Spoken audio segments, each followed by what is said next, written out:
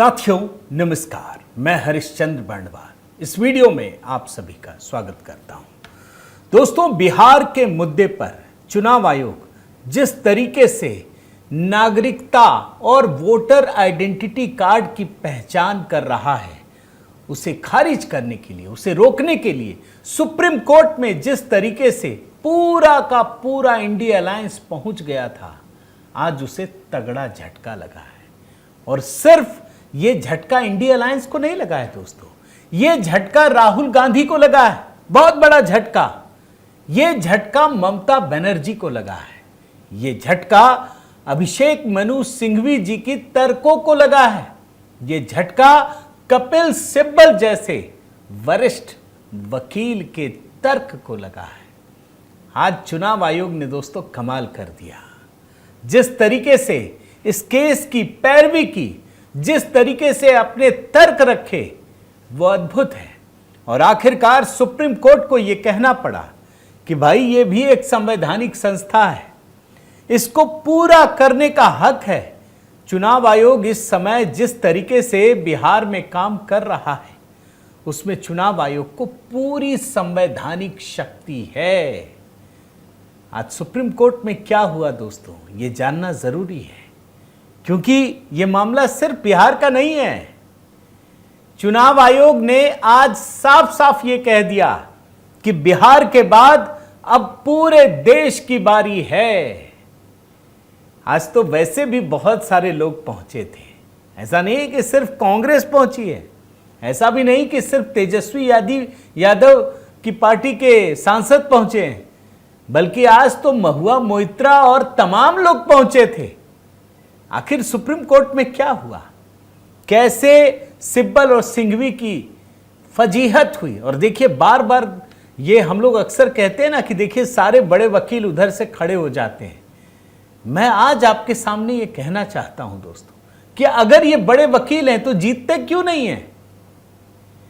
आप एक भी बड़े केस निकालिए ना, 100 में से अधिकतर मामलों में इन लोगों की हार होती है, कुछ नहीं कर पाते। हाँ ठीक है, अपने तर्क देते हैं और इनका पूरा इकोसिस्टम वो ढपली बजाने लगता है। आज क्या हुआ, यही मैं आपके सामने डिकोड करना चाहता हूं। और हाँ दोस्तों, एचबी मेलोडी वहां से जरूर जुड़िए। कल नया गीत दोस्तों, कल सावन का पहला दिन है, तो कल ही मैं रक्षाबंधन पर एक गीत अपलोड करूंगा दोस्तों, उस पर नजर बनाए रखिएगा। तब तक हमारे पुराने गीत, एकादशी और तमाम जितने भी गीत हैं, उसका आनंद लीजिए। आइए शुरू करते हैं दोस्तों। बिहार में चुनाव आयोग special intensive revision sir process को कर रहा है, और अब तो आधा समय भी निकल गया दोस्तों। ये सारे लोग पहले तो सवाल उठाते रहे, घुमाते रहे, लोगों को भ्रमित करते रहे, विरोध तक किया। और इतना ही नहीं, कल तो भारत बंद और बिहार बंद भी किया इन लोगों ने, और उसके बाद सुप्रीम कोर्ट पहुंचे। एक मकसद यह भी था दोस्तों, कल मैंने आपको बताया था कि सुप्रीम कोर्ट में सुनवाई से पहले ये लोग दबाव की रणनीति अपना रहे हैं, कोई फायदा नहीं। चुनाव आयोग जो काम कर रहा है, सुप्रीम कोर्ट ने पूरी सुनवाई करने के बाद यह साफ साफ कहा कि ये जो सत्यापन की प्रक्रिया चल रही है, इस पर कोई रोक नहीं लगेगा। विपक्ष को बड़ा झटका देते हुए कोर्ट ने कहा कि आयोग के पास हलफनामा दाखिल करने का पर्याप्त समय है, उसे प्रक्रिया पूरी करने दें। कौन कौन सुनवाई कर रहे थे, जरा मैं बताता हूं दोस्तों। जस्टिस सुधांशु धुलिया और जस्टिस जॉय माल्या बागची की पीठ इसकी सुनवाई कर रही थी। याचिकाकर्ता की तरफ से कौन कौन थे, कई बड़े वकील थे, लेकिन कुछ नाम तो आपको बता ही देता हूं। कपिल सिब्बल, अभिषेक मनु सिंघवी, गोपाल शंकर नारायणन, ये कोर्ट में दलील दे रहे थे याचिकाकर्ताओं की तरफ से। चुनाव आयोग की तरफ से कौन कर रहे थे, पूर्व अटॉर्नी जनरल के वेणुगोपाल और वरिष्ठ अधिवक्ता राकेश द्विवेदी। और याचिकाकर्ताओं में कौन कौन शामिल है वो भी नाम जरा सुन लीजिए। मनोज कुमार झा को भेजा तेजस्वी यादव ने, राहुल गांधी ने केसी वेणुगोपाल को भेजा, सांसद महुआ मोइत्रा ममता बनर्जी की तरफ से आई, सुप्रिया सुले, डी राजा, हरिंदर मलिक, सरफराज अहमद झारखंड मुक्ति मोर्चा की तरफ से, दीपांकर भट्टाचार्य, द्रविड़ मुनेत्र कड़गम, डेमोक्रेटिक रिफॉर्म्स, इतनी सारी याचिकाएं, बहुत सारी। इनका पैटर्न है, कुछ भी अगर विरोध करते हैं, पहले याद है ना, हस्ताक्षर गैंग एकदम से हावी होता था, कुछ भी कहीं हो जा खड़ाक से 100 ब्यूरोक्रेट्स हस्ताक्षर करके एक निकाल देते थे और पूरे देश में हेडलाइन चलती थी कि देश के सिविल सोसाइटी के बड़े बड़े लोगों ने, उसमें न्यायाधीश भी होते थे, पूर्व सांसद होते थे, सामाजिक कार्यकर्ता होते थे, सारे लोग, पहले हस्ताक्षर गैंग चलता था। अब ये भाजपा के इकोसिस्टम को समझने में समय लगा, लेकिन इन लोगों ने भी हस्ताक्षर का एक नया गैंग खड़ा कर लिया।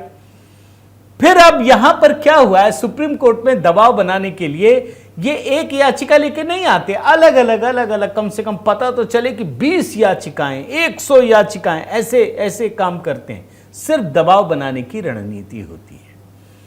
याचिका पर जब सुनवाई हो रही थी दोस्तों सुप्रीम कोर्ट में, तो 3 बड़े सवाल ये आप समझ लीजिए। विशेष गहन पुनरीक्षण यानी स्पेशल इंटेंसिव रिवीजन करने की क्या इलेक्शन कमीशन ऑफ इंडिया की शक्ति है? इलेक्शन कमीशन ऑफ इंडिया ने जो प्रक्रिया अपनाई है उसकी बात हो रही है। और तीसरा, ये जो स्पेशल इंटेंसिव रिवीजन हो रहा है उसकी समय सीमा क्या वो सही है, गलत है? अब मैं बहुत डेप्थ में इसलिए नहीं जाता दोस्तों क्योंकि मैं कई बार बता चुका हूं और आप जानते होंगे कि बिहार में इस समय चुनाव आयोग एक स्पेशल इंटेंसिव रिवीजन कर रहा है और संविधान में बाकायदा इसकी शक्ति दी गई है कि समय समय पर आप बहुत ही जिस प्रोसेस का नाम है वो आप कर सकते हैं। यह संवैधानिक शक्ति है।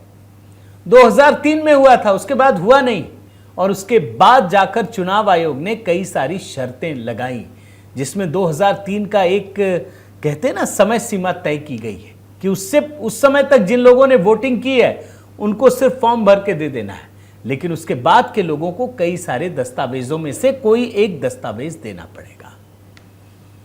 अब इसमें किसको नुकसान है, आप खुद सोचिए भाई। इसमें जो सबसे बड़ा नुकसान है दोस्तों वो है घुसपैठियों को, जो बांग्लादेशी घुसपैठिए हैं, बर्मा से आए हुए जो रोहिंग्या हैं, उन लोगों को उनके पास दस्तावेज नहीं होंगे। अब वो वोटर लिस्ट से कहीं कट ना जाए, इसीलिए ये सारी कवायद की जा रही है।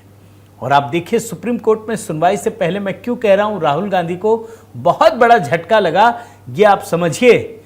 कल जब बिहार बंद किया गया था दोस्तों, तो राहुल गांधी पटना पहुंचे, तेजस्वी यादव के साथ उन्होंने एक वैन में सवारी की, यह माहौल बनाने की कोशिश की। कल वो कह रहे थे कि कानून आपको नहीं छोड़ेगा, सीधे चुनाव आयोग को चेतावनी दे रहे थे। चुनाव आयोग के बारे में उल जलूल बयानबाजी, आरोप, चेतावनी। एक बार बयान सुनाता हूं, फिर आपको सुप्रीम कोर्ट की सारी चीजें भी दिखाता हूं दोस्तों, आप देखिए। गरीबों का वोट छीनने का तरीका ये इन लोगों को मालूम नहीं है कि ये बिहार है, बिहार है और बिहार की जनता ये कभी नहीं है।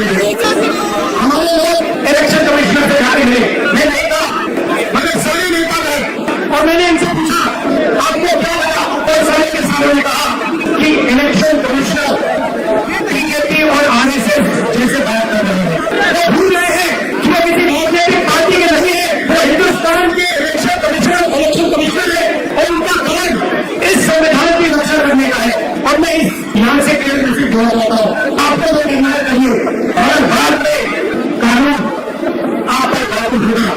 भूलिए मत, आप कितने भी बड़े हो, कहीं भी बैठे हो, कानून आपको नहीं छोड़ेगा। मैं आपको गारंटी दे रहा हूँ कि कानून आपको नहीं छोड़ेगा। आपके काम हिंदुस्तान के संविधान की रक्षा करने का है। देख रहे हैं ना दोस्त, चुनाव आयोग पर सीधा सवाल, और यही काम तेजस्वी यादव भी कर रहे थे। वो भी चुनाव आयोग को कटघरे में खड़ा कर रहे थे। ये कह रहे थे हम कोर्ट भी गए हैं। अब आज कोर्ट में क्या हुआ मैं थोड़ा समराइज करके आपको चीजें बताने की कोशिश करता हूं दोस्तों। सुप्रीम कोर्ट में सुनवाई के दौरान जो वकील हैं कपिल सिब्बल, उन्होंने भी सवाल पूछे। उन्होंने क्या क्या कहा जरा सुनिए। चुनाव आयोग के पास इसमें कोई शक्ति नहीं है। वे कौन होते हैं ये कहने वाले कि हम नागरिक हैं या नहीं।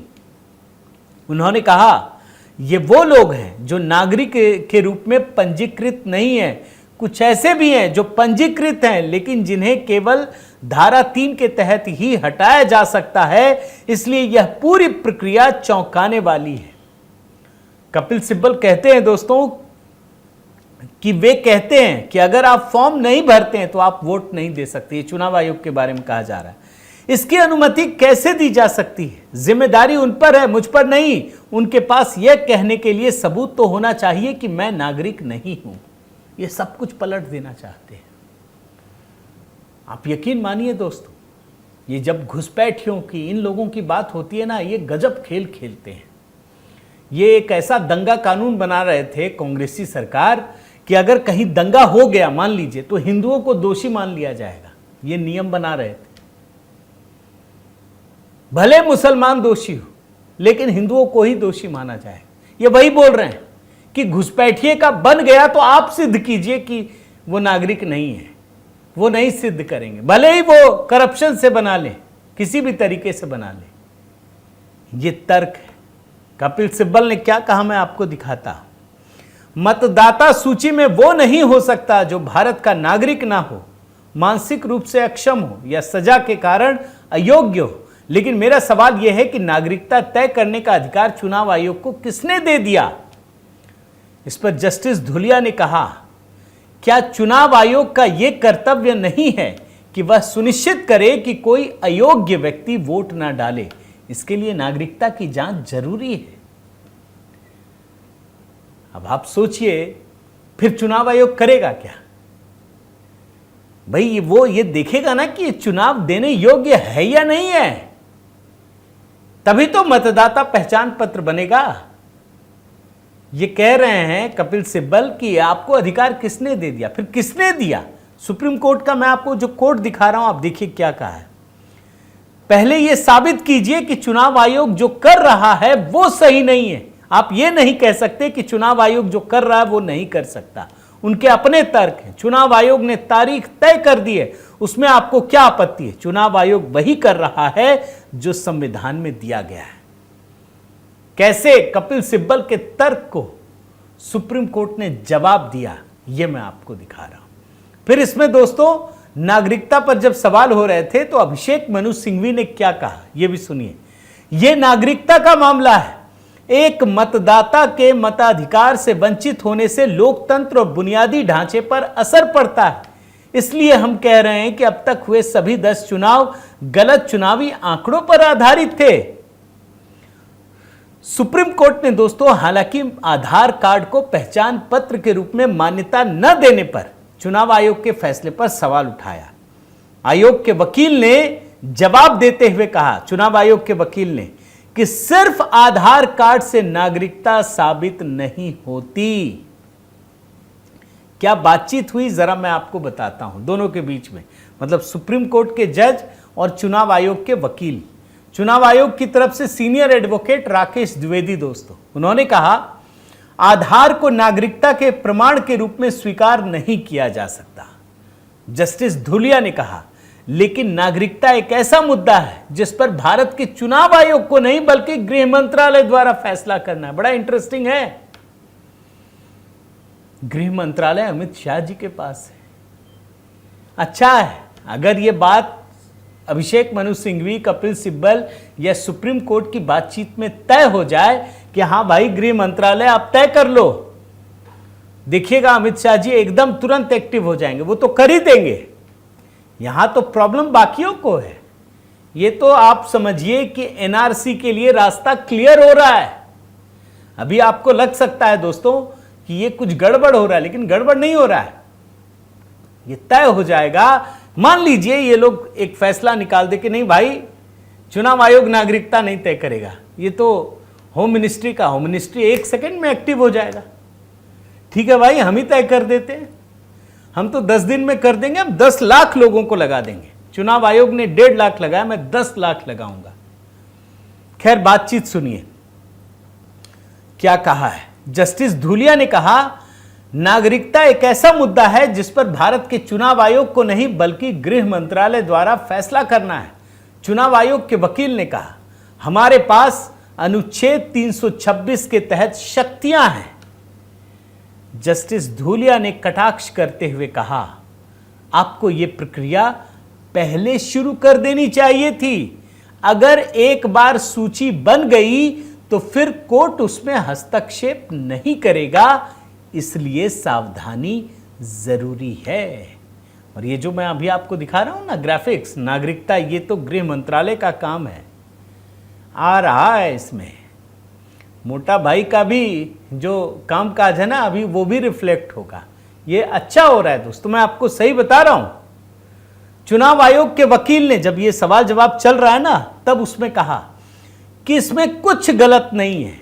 अब देखिए, समय समय पर संशोधन होता है, मतदाता सूची में बदलाव भी होते हैं, नाम ऐड होते हैं, नाम हटाए भी जाते हैं। और आखिर में एक बात सवालिया अंदाज में निर्वाचन आयोग के वकील राकेश द्विवेदी ने पूछा कि अगर चुनाव आयोग के पास, बड़े ध्यान से समझिए दोस्तों, चुनाव आयोग ने किस तरीके से कमाल के तर्क दिए।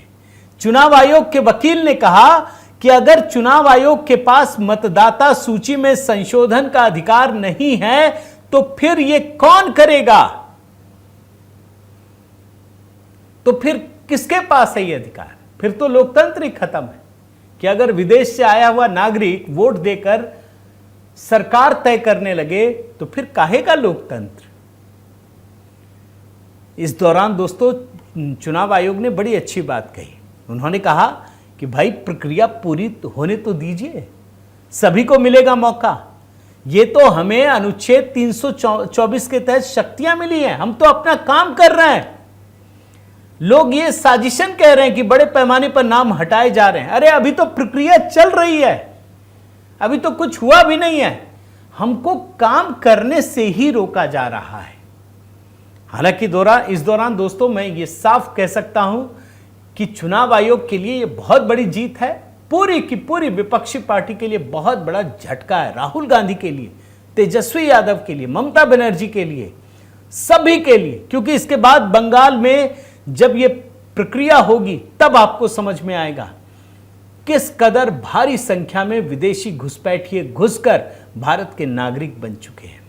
हालांकि दोस्तों चुनाव आयोग को सुप्रीम कोर्ट ने एक सुझाव दिया कि समय कम है आपके पास, और इसीलिए क्या हम इसमें आधार कार्ड, मतदाता पहचान पत्र, राशन कार्ड को भी शामिल कर सकते हैं या नहीं कर सकते हैं। यह सुझाव दिया जो मैं देख रहा हूं, यह आदेश नहीं है। ये लोग जो याचिकाकर्ता पहुंचे थे वो अंतरिम रोक की मांग नहीं कर रहे थे, पूर्ण रोक की मांग कर रहे थे। झटका लगा इन लोगों को, सुप्रीम कोर्ट सारी दलीलें बेकार हो गई। अब इस मामले में क्या होगा मैं बताता हूं दोस्तों। 21 जुलाई को चुनाव आयोग को काउंटर एफिडेविट फाइल करनी है। 28 जुलाई को इस मामले में फिर से सुनवाई होगी। 1 अगस्त को यह डेटा पब्लिश करना है। और आपको एक आंकड़ा भी दिखाई देता हूं, 15 दिन में ही 57.48% फॉर्म जमा हो गए। 15 दिन, 16 दिन और बचे हैं। चुनाव आयोग बहुत मजबूती से काम कर रहा है। मैं तो यही कहूंगा, विश्वास रखिए। और बिहार में जो घुसपैठिए घुस आए हैं उनका भी हिसाब होने वाला है। आपकी क्या प्रतिक्रिया है दोस्तों, ज़रूर बताइएगा। जो कुछ भी आज सुप्रीम कोर्ट में हुआ उस पर आपकी राय का इंतज़ार है। और हाँ, अगर आपने चैनल सब्सक्राइब नहीं किया है तो ज़रूर कीजिए, लाइक कीजिए, बेल आइकन दबाइए। और दोस्तों HB मेलोडी, वहाँ भी अपना प्रेम और स्नेह दीजिए। कल रक्षाबंधन पर एक गीत सुबह अपलोड करूँगा दोस्तों। बहुत बहुत धन्यवाद। जय सिया राम।